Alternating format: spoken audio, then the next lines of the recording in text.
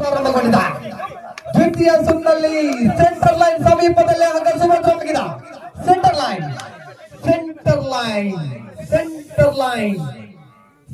Line ಸಮೀಪದಲ್ಲೇ ಹಗ್ಗ.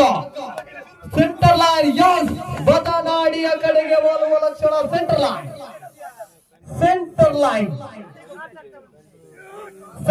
Line ಸಮೀಪದಲ್ಲೇ ಹಗ್ಗ.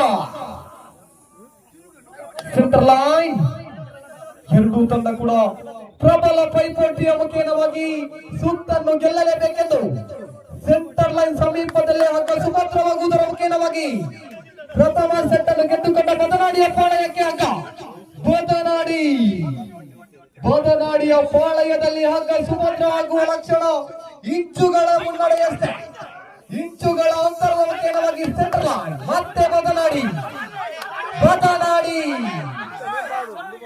ಕೊನೆಯ 1 ನಿಮಿಷ ಘೋಷಣೆಗಳು ಮೊಳಗಿದ 1 ನಿಮಿಷ. ಬದನಾಡಿಯ ಪಾಳಯದಲ್ಲಿ ಹಗ್ಗ. ಬದನಾಡಿ ನೇರ ಸೆಟ್ಗಳಿಂದ ಪಂದ್ಯಾಟವನ್ನು ಗೆದ್ದುಕೊಂಡಿದ್ದ.